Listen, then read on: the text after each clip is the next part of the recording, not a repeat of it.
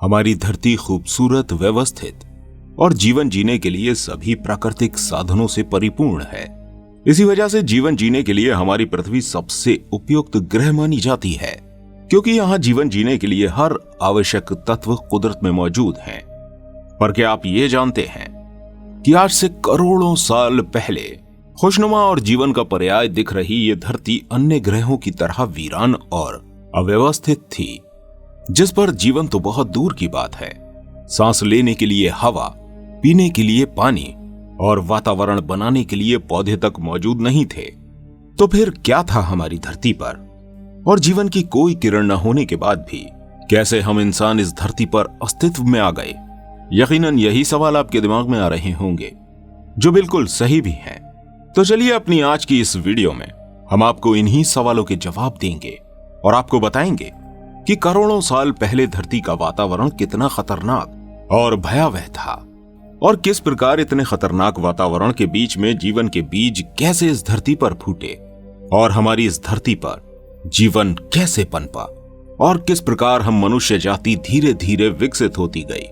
तो दोस्तों, आज की हमारी वीडियो आपके लिए बहुत इंटरेस्टिंग होने वाली है, इसलिए दोस्तों इस वीडियो को आखिर तक जरूर देखिएगा। हमारी धरती सौर परिवार का ही एक हिस्सा है। इसका जन्म सौर मंडल के अन्य ग्रहों के साथ साथ ही हुआ था।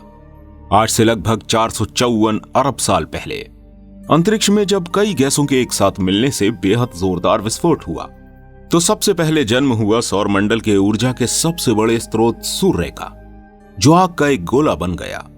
विस्फोटक के अत्यधिक तीव्रता के कारण अंतरिक्ष में चारों ओर धूल के बादल से छा गए, जिनमें छोटे छोटे धूल के कण थे, जो गुरुत्वाकर्षण शक्ति के कारण परस्पर जुड़ने लगे, जिसके परिणाम स्वरूप अंतरिक्ष में पत्थर, चट्टाने एवं टुकड़ों का निर्माण होने लगा।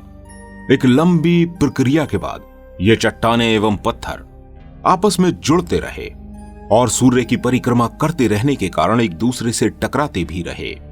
इन चट्टानों और पत्थरों के टुकड़ों ने परस्पर जुड़ते हुए ग्रहों का रूप लेना शुरू कर दिया। धीरे धीरे इस प्रक्रिया से सौर मंडल के सदस्य सभी ग्रहों का निर्माण होने लगा और हमारी पृथ्वी भी अस्तित्व में आ गई। पृथ्वी के साथ अस्तित्व में आए ग्रहों में वीनस, मरकरी, मार्स, थिया आदि ग्रह शामिल थे। इन सब में अगर बात करें हमारी पृथ्वी की, तो इस समय हमारी पृथ्वी एक जलता हुआ ग्रह थी, जो 1200 डिग्री तापमान पर उबल रही थी। इस समय हमारी पृथ्वी पर धधकता हुआ लावा, गर्म चट्टाने और विभिन्न तरह की जहरीली गैसें भी मौजूद थीं। गुरुत्वाकर्षण के कारण अंतरिक्ष से उल्कापिंडों की बरसात पृथ्वी पर लगातार होती रहती थी। इसी समय अंतरिक्ष से थिया नामक एक ग्रह पृथ्वी की ओर 50 किलोमीटर प्रति घंटा की रफ्तार से आया और इस ग्रह के पृथ्वी से टकराने के साथ ही एक जोरदार विस्फोट हुआ, जिसके बाद धरती से बहुत सा कचरा और मलबा टूटकर अंतरिक्ष में फैल गया और वो ग्रह पृथ्वी के गर्भ में समा गया। इस विस्फोट के बाद हजारों साल की क्रमिक प्रक्रिया के परिणाम स्वरूप वो मलबा गुरुत्वाकर्षण के कारण परस्पर जुड़ने लगा, जिसके परिणाम स्वरूप एक नए गोले का निर्माण हुआ, जिसे हम चांद कहते हैं। ये चांद हमारी पृथ्वी के चारों ओर चक्कर लगाने लगा। तब हमारी पृथ्वी को मौसमों का उपहार मिला। चांद के निर्माण एवं थिया के टकराने से पृथ्वी को एक और फायदा हुआ। इस टकराव के कारण पृथ्वी एक ओर थोड़ी सी झुक गई, जिससे पृथ्वी को अपनी धुरी या एक्सिस मिल गई, जिससे वो उस पर निरंतर घूमने लगी। इस पूरी क्रिया के बाद हमारी पृथ्वी के दिन के घंटे निश्चित हो गए थे। अब समय था 440 करोड़ साल पहले का, जब हमारी धरती तो अस्तित्व में आ चुकी थी, लेकिन यहाँ का तापमान इतना अधिक था कि किसी भी जीव का रहना यहाँ पर नामुमकिन था। कई लाखों साल तक विषैली गैसें और लावा के तपने के कारण हमारी पृथ्वी पर एसिड रेन शुरू हो गई थी, जो लाखों सालों तक चलती रही। इस वर्षा से धरती पर तालाब और झीलें बनी और फिर लगातार हो रही वर्षा ने महासागरों को पानी से भर दिया। पानी के अस्तित्व में आते ही धरती पर महासागरों में विभिन्न प्रकार की रासायनिक क्रियाएं शुरू हो गई थीं। वो उल्कापिंड जो धरती पर अक्सर गिरते रहते थे, वो महासागरों में गिरकर ठंडे हो जाते थे। उन्हीं उल्कापिंडों में जीवन के लिए मौजूद सबसे सूक्ष्म तत्व हाइड्रोजन, ऑक्सीजन, नाइट्रोजन, कार्बन आदि ने पानी के साथ मिलकर जो क्रियाएं करी, उसके परिणाम स्वरूप पानी के अंदर जीवन ने एक बैक्टीरिया के रूप में जन्म ले लिया। जी हां, आपने बिल्कुल सही सुना। सबसे पहले जीवन की शुरुआत पानी की गहरी सतहों में बैक्टीरिया के रूप में हुई थी। काफी लंबे समय तक केवल बैक्टीरिया ही इस धरती पर अकेले जैविक घटक के रूप में मौजूद रहे थे।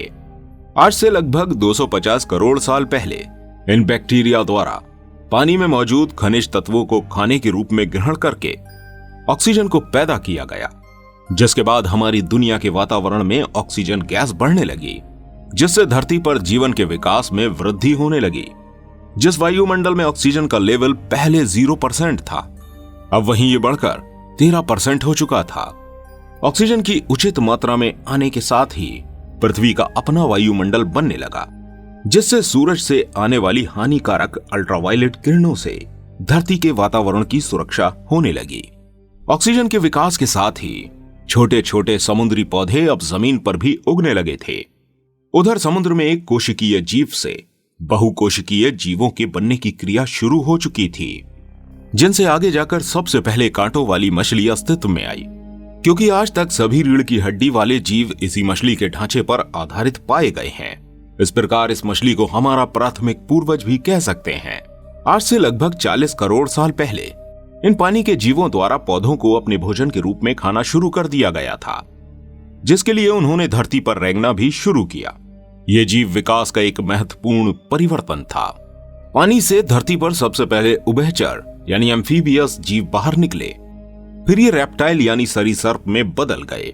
धीरे धीरे इन्होंने पानी की जगहों को छोड़कर दूर के इलाकों में बसना शुरू किया।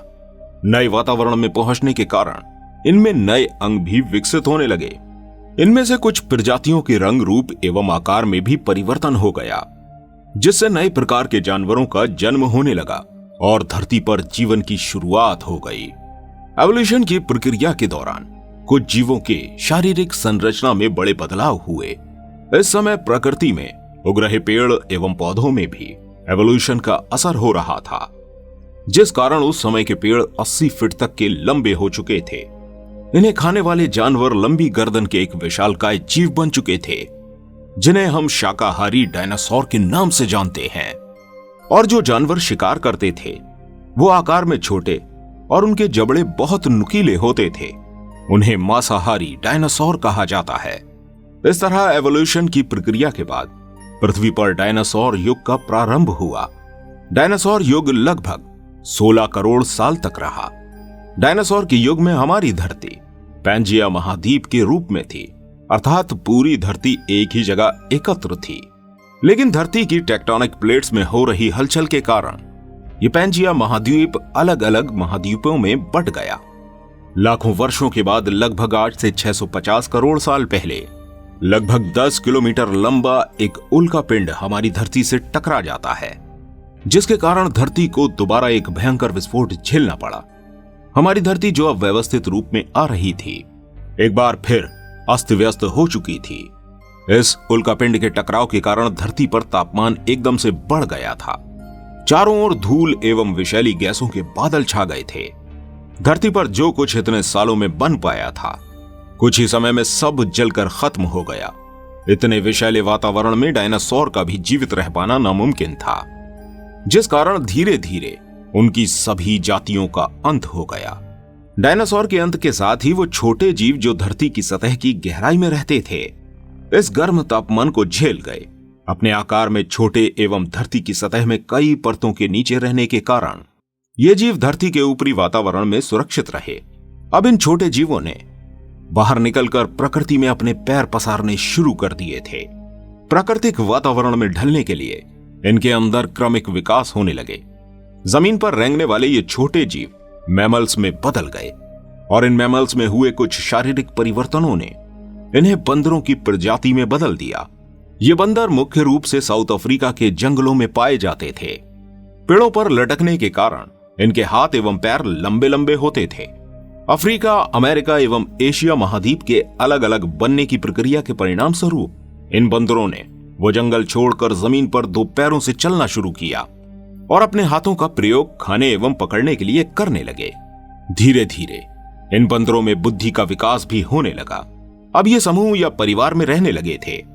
इनके अंदर हो रहे लगातार बदलाव के साथ साथ धरती भी अपने कई रूपों में बदल रही थी। डायनासोर के अंत के साथ ही धरती पर होने वाली लगातार परेशानी धरती को ठंडा करना शुरू कर देती है, जिससे हमारी ये धरती आइस एज में पहुंच जाती है। लगभग 80,000 साल तक जमने के बाद स्वतः ही धरती का तापमान सामान्य होने लगा और आज से लगभग 1 करोड़ वर्ष पहले धरती ने अपना वो स्वरूप पा लिया जिसे आज हम देख रहे हैं। करोड़ों सालों से चल रही विकास की प्रक्रिया ने आज मानव को इतना विकसित एवं बुद्धिमान बना दिया है कि वो अब तकनीकी युग में जी रहा है। ये मानव न सिर्फ अपनी पृथ्वी की जानकारी के लिए आतुर है, बल्कि अंतरिक्ष के ग्रहों एवं चांद तक को खंगालना चाहता है। मानव और धरती के इस निरंतर विकास का अंत कहां होगा, ये हम नहीं कह सकते। फिलहाल आपको हमें क्या कहना है, कमेंट बॉक्स में लिखकर जरूर बताइएगा। उम्मीद करते हैं ये वीडियो आपको पसंद आई होगी। वीडियो पसंद आई हो तो इस वीडियो को लाइक और शेयर जरूर कीजिएगा और इसी तरह की अमेजिंग वीडियोस को देखने के लिए हमारे इस चैनल को सब्सक्राइब करना बिल्कुल मत भूलिएगा। और वीडियो में अंत तक बने रहने के लिए दिल से धन्यवाद।